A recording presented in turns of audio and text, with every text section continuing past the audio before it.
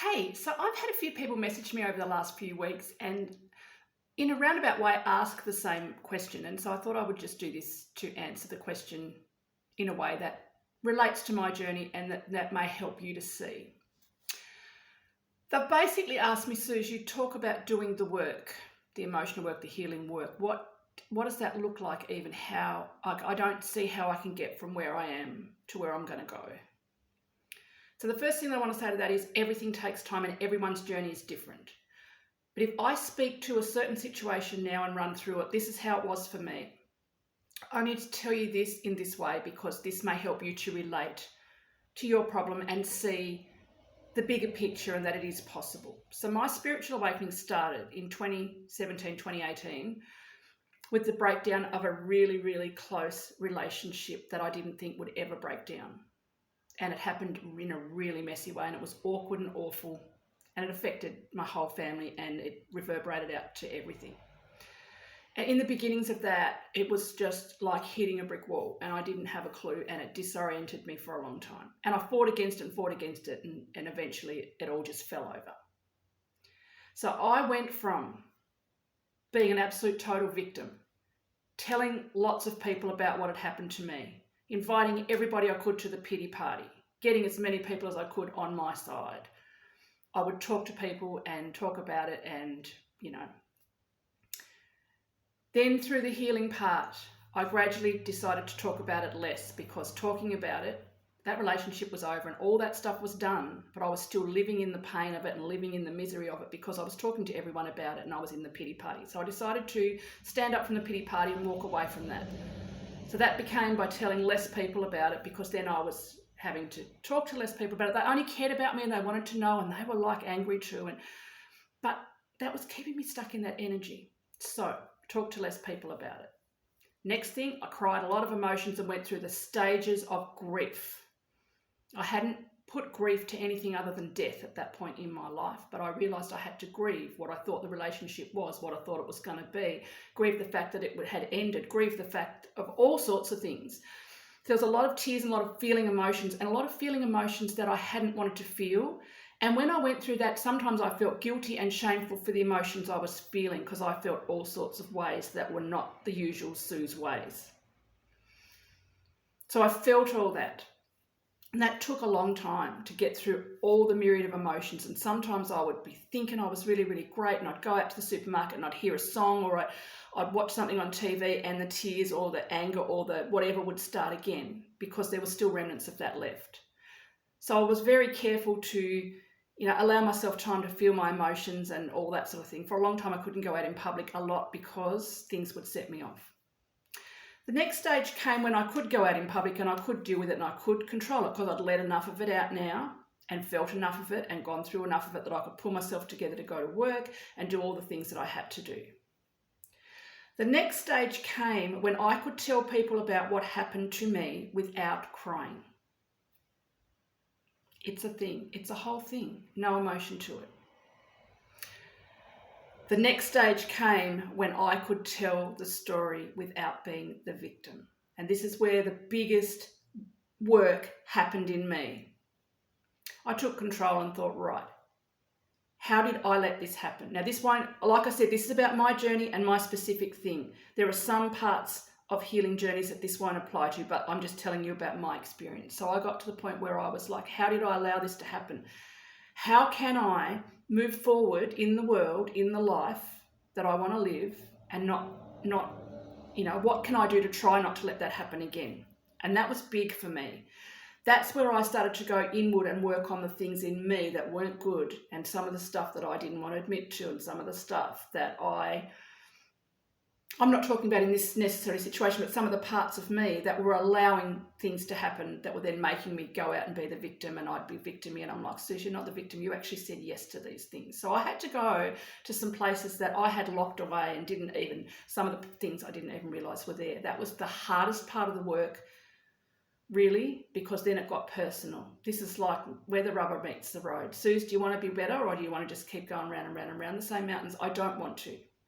But what that did then was changed me as a basic person. And it changed how I operated in the world. And so then that actually affected a lot more relationships moving forward because people get to know you as the person that you present to them. And they understand you as the go-to person for this, or the person who will do this, or the person who will pay for that, or the person who always says yes, or the person who enter anything into the equation there. And then what happens is they're like, they're different. And that can cause a real freak out and a shaking in your life where you're like, shit, they don't like the new me. What do I do? And that's where you've got to decide. Are you going to go back to the old you that really wasn't making you happy and really wasn't honest to anyone? And that's the hard part.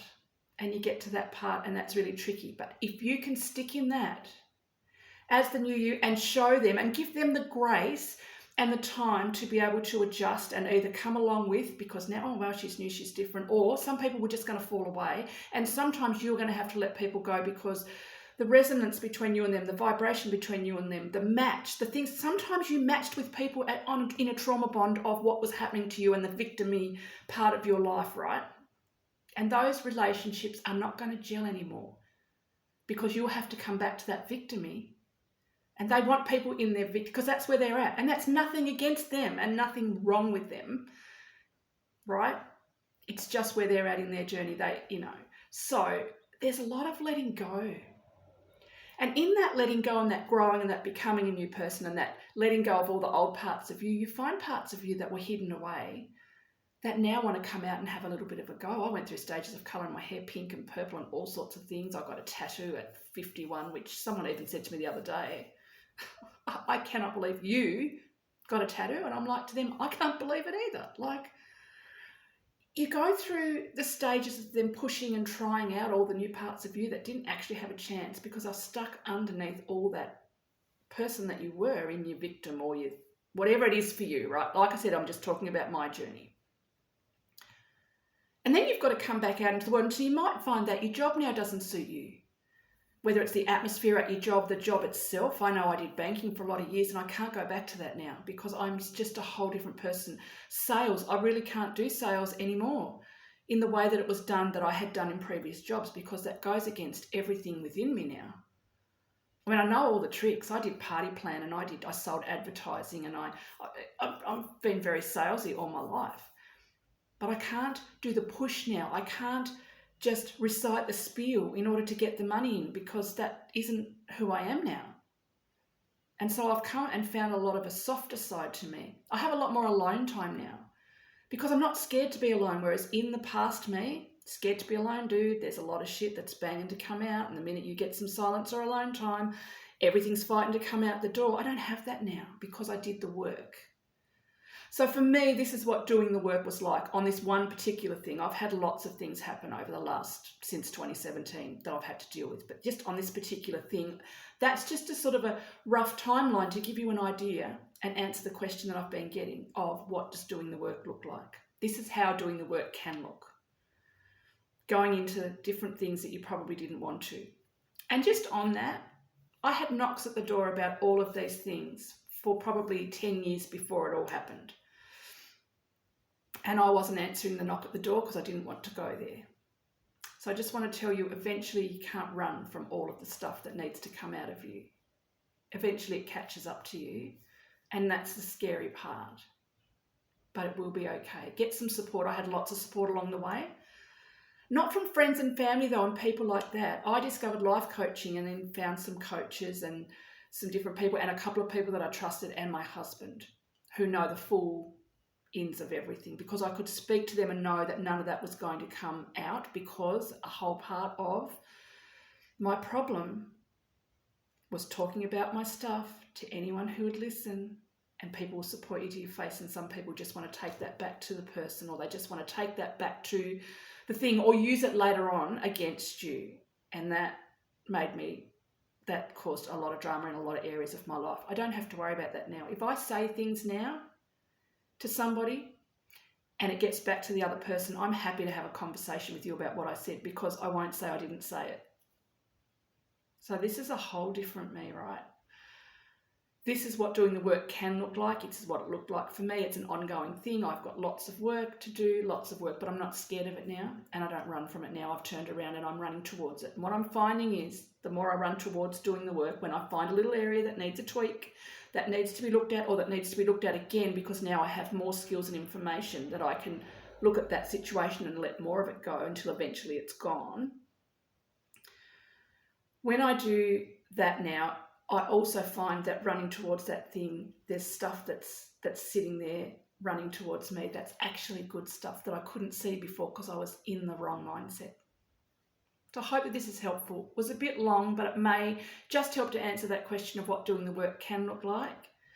There were a lot of tears, a lot of emotions, but I find that once you let those emotions out and feel them fully and let them go, it's amazing now how light I feel. It's amazing what things in my body, physical, things were manifesting physically as headaches and tension and heart palpitations and pains in the chest and sore neck and everything and back that I've had for a long time have gone. I feel like it was the trapped emotions that were in my body that I finally released and felt fully and let go. It's just given me the room to breathe. So, hope that was helpful. Very long if you got to the end. Hats off to you. I hope this does help and give you hope that you can actually get through the hard parts of waking up or the hard parts of healing, and you can do the work. Just get some really good support. I love you. Take care.